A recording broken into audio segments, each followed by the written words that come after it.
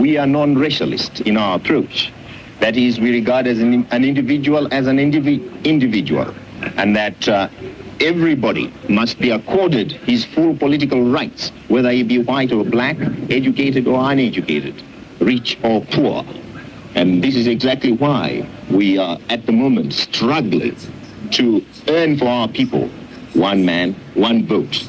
In other words, the executive headed by the president must be independent to the parliament. The parliament must be independent of the executive, and the parliament must exercise power of oversight. These are things that are coming directly from cabinet. Not only that, these are things coming from a class of people who are enjoying life in Zimbabwe on behalf of the masses. Every president knows that at some time in the future, they are going to face the electorate. So they are then forced to be accountable. They are forced to go back to the people. Now, under this system, the president doesn't need to interact with the people at all. He doesn't have to care about them. He has to care about whether the MPs will come back. 7 years, and we are not touching the term limit provision. We are leaving it like that, and therefore we are not. There is no need for us to go to a referendum because we are not touching Chapter 4. We are not touching Chapter 16 on agricultural land. We are not even tampering with Section 328, as it were. We have observed that there are those that are peddling misinformation surrounding the gazetted amendment to Section 95, subsection 2B, including baseless claims that it necessitates a national referendum as an alleged term limit provision. These assertions, as I have alluded to, are profoundly misguided and demand an equivocal repudiation. Section 328, subsection 7 triggers a referendum solely if a term limit amendment prolongs an incumbent's tenure for one who occupied the office pre-amendment. In other words, if we had amended and we say we want a third term, and we want the incumbent to benefit, then we need a referendum. But in our amendment, we have never mentioned that. If you go and read it, nowhere where we are seeking that we want the president to have it. I want to understand what will it take for the persuaders to persuade President Mnangagwa to go beyond 2028, and are there any indications that the persuaders might succeed in their bid to President? It's a personal decision. It's a personal decision. It's him. You see, he saw what old age can do to a leader when he was vice president in the First Republic. So he must be very conscious in his mind about at what time one should go or not go. He is a very intelligent man. He has been long in the trenches, surviving. In fact, those who are against Zimbabwe, they actually wonder how he has survived to eventually be where he is today. So he's gone through it all. As things stand, he is of very sane mind about running this country and where he wants to go. But he's also very conscious about his obligations to the country, which he has dedicated his whole life for since he was about a teenager. So I have every confidence in him that he will make the right decisions, as he is doing right now about this country. By the way, in all the scenes of the economy which I've been describing, gold, tobacco, steel. Mnangagwa was elected into office. He held he attended an interview when he was in it must be in Sweden at Davos, where he made a commitment that he was just going to serve 2 terms of office and leave office. He further even repeated this when he had a meeting with editors at State House, when there was a question that when he was asked if he would be persuaded to extend his term of office. And I quote, I think if my memory still serves me well, he said he was going to persuade the persuaders not to persuade him. And just a few days ago, I had an interview with Wilbert Mbaiwa, the president of the National People's Congress, who said that the people of Zimbabwe must just prepare for an election in 2028. They must not be worried about what ZANU-PF does in its backyard, because at this moment, as long as there's nothing before Parliament, then he's not worried, because that is not something that is official that should be worried. And he believes that the president himself would actually refuse any term extension.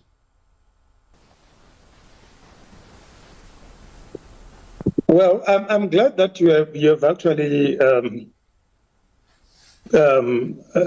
you have made reference to the Davos CNN interview. It was with CNN, isn't it? I'm sure it was with CNN, yes. Yeah, it was with CNN. And if you knew that interview was done to run away from a one-term presidency. Because after the 2017 coup and after President Emerson Mnangagwa, if I may call him president, after he lost the election in 2018. He lost the election. He lost it. He lost that election. But Zek says something else. But Zek says he won that election. Yeah, I'm telling you. After he lost the election, he knows it. And let me tell you what happened. After he lost the election, the generals that had helped him to do the coup in 2017 called him and said that they could not have staged the coup in order to pass on power to the opposition. They had anticipated that he, Mnangagwa, was going to win the election and therefore continue the country on a democratic path. But since he had lost the election, they were going to do another coup. That was another coup which they did to subvert the will of the people, to subvert the outcome of the presidential election in 2018 and install once again Emerson Mnangagwa in power for 1 year, for one term, 1 5-year term. Their argument was that the political party ZANU-PF had won the election, but the presidential candidate had lost the election. So therefore, in order to run away from a coalition government, they were going to stage another coup. This was a soft coup which they staged, imposed Mnangagwa as the winner of the 2018 elections, when in actual fact he had gotten 32%. Made him president on the assurance that within the 5 years, ZANU-PF was supposed to look for a credible candidate who had capacity to win elections in 2023. That was the agreement that Emerson had with the generals, General Chiwenga, General Marshal Shiri, Zimonti, all those other generals who later on succumbed to what was now called COVID. They were there. And they are the ones who had an undertaking, who had an agreement with Emerson that he was going to be a one-term president.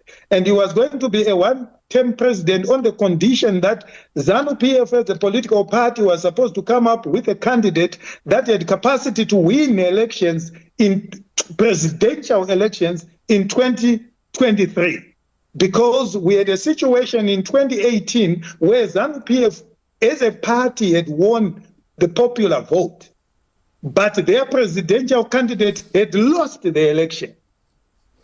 So there was an agreement prior to Mnangagwa going to Davos that Mnangagwa was going to be a one-term president on the basis that he had not won the election in 2018.